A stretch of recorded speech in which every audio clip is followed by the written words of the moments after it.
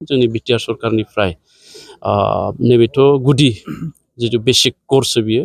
बिनि अनगायैबो गोजौ सोलोंथाइ लानो थाखाय जोङो बेबस्था खालामगोन आरो बिनि थाखाय जोंहा जगाजग खालामनो आं डिपार्टमेन्टखौ बुंबाय आरो जायफ्रा गोजौ सोलोंथाइ लानो थाखाय बे हाजो गाखोनायनि ट्रेनिंनि थाखाय बिथांमोननि जि बिटिआर सरकारनिफ्राय रांखान्थि अनसुंथाइ हरनायनि बे राहाखौ जोङो खालामगोन आरो नैबे बेसिक एडभान्सार कर्स बा बे ट्रेनिं सेन्टारखौ बा बे ट्रेनिं प्रग्रामखौ जोङो देग्लाय जों उदालगुरियाव खालामदों बेबायदिनो जों गुबुन गुबुन जिल्लायाव खालामलांनो थाखाय जोङो सानदों मानो होननानै बुङोब्ला बे कर्सनि दारै बा एडभान्सार कर्सनि दारै गावनो गाव हारसिं गसंथानो हानायनि अनगायैबो गोबां बायदि बायदि डिपार्टमेन्टफ्राव जेरै फाइखि एबा पेरामिलिटारि फर्सेस बा गुबुन गुबुन डिपार्टमेन्टफ्राव बिथांमोना साख्रि मोननायनि खाबु थायो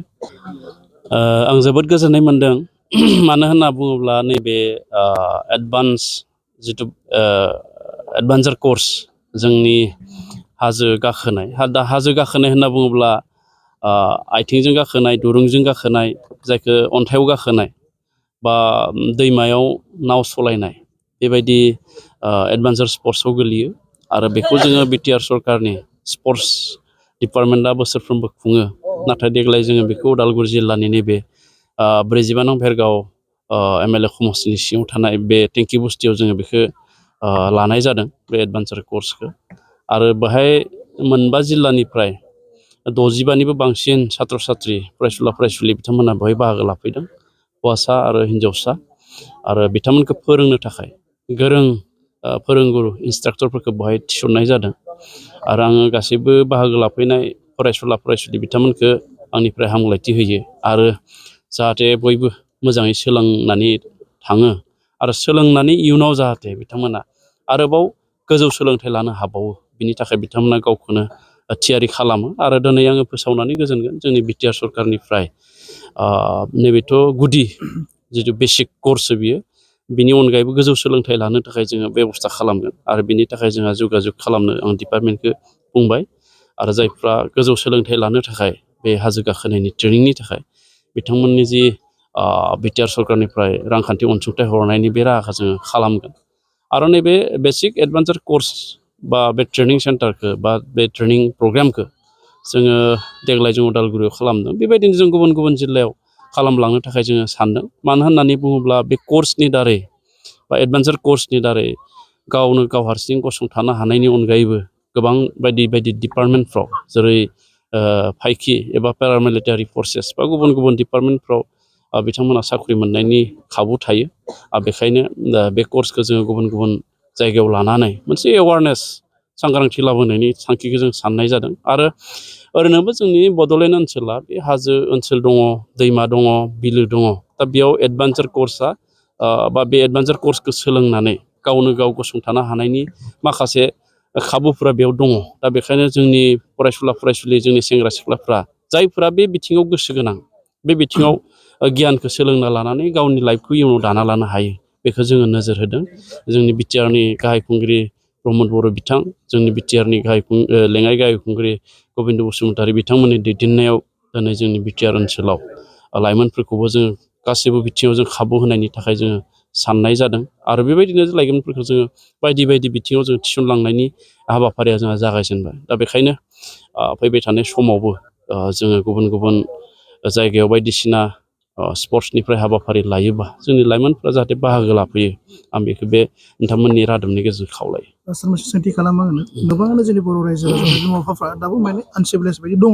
बेबायदि माने रिस्कि बुस्थुफोरखौहाय ट्रेनिं होनोब्ला गिनाय फैयो जेरै बट ड्राफ्टिं जेरै रक क्लाइम्बिं होनोब्ला गिनाय फैयो फ्रायानो माने एंगार हरनो बायो बेनि बेलायाव सारा मा एडभाइस हरगोन बिमा बिफाफोरखौ बेथ' एक्सुवेलि जोंनि मानसिया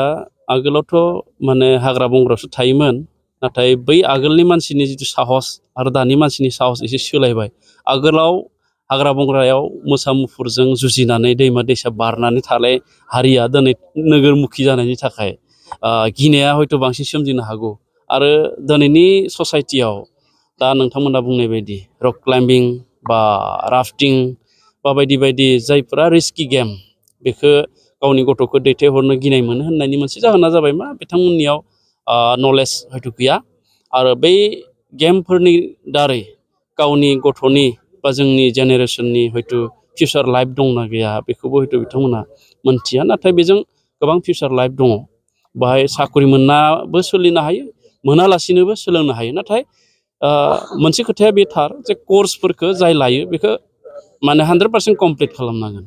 गेजेर ससेयाव नागारोबा बियो हरैबो जाया जागोन। दा ओंखायनो जाय जि कर्स खालामा मानो, माने रिस्क गेमानो खालाम, सोरबा फुटबलानो गेले, बा सोरबा मोजां गेलेगिरि जानो थाखाय क्रिकेट गेलेदों, सोरबा बायदिसिना इभेन्टखौ गेलेदों, नाथाय बिथांमोना प्रपार गाइड, प्रपार चेनेल,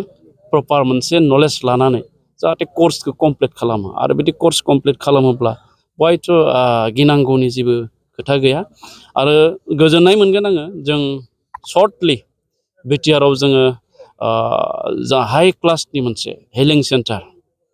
माने बेखौ जों बेखेवनो थांगासिनो दङ। नर्थ इस्टआव बियो जोंनियाव सेकेन्ड जिथु मोनसे ट्रेनिंखौनो होनना बुंनांगोन जों बेखौ। स्पर्ट्स गेलेनानै सोरहाबा आथिं जखम जाबाय, आखाइ जखम जाबाय, सोरनिबा आथिङा माने गल पस्टआव जोबाबो बला गल पस्टआव हाबा, बेफोरनि जोंहा मोनसे हिलिं सेन्टार जों इतिमধ্যे क'क्राझाराव जों बानायगासिनो दङ। दा बिनि गेजेरजोंबो जों बिथांमोनखौ सापर्ट खालामनो हायो। आं बेखायनो खावलायगोन जोंनि गारजेन बिथांमोनखौ जे स्पर्ट्सनि बेलायावहा स्पर्ट्सआव गाव गावनि गथ' गथायफोरखौ हगारोब्ला जायफोर इभेन्ट्सआ, जाय डिसिप्लिना रेकगनाइज, अलिम्पिक एस'सियेसनानो होन, स्कुल फेडारेसन अफ इन्डियायानो होन, बे रेकगनाइज गेमफोरखौ जायफोर जोंनि जेनेरेसना गेलेयो, बेवहाय जेबो मुलाम्फा जायै जेबो गैया, खहा जानाय जेबो गैया। बेयाव लाब जायो बा मुलाम्फा जायो। बेयाव सोरहाबा साख्रि मोनाबाबो अन्तत डिसिप्लिनखौ बजायना लाखिनो हागोन, सोरहाबा साख्रि मोनाखैबाबो गावनि फिजिकेलि फिट लाखिनो हागोन। बेबायदि बिथिङाव जों होनो हायो। आरो दिनैथ' जों नुदों जोंनि गोबां लाइमोन सेंग्रा सिख्लाफ्रा समाजनि जायखौ जों बेरेखा होनना बुङो, एन्टि ससियेल एक्टिभिटिस होनना बुङो, बे दिगजों जों थांनो नागिरो।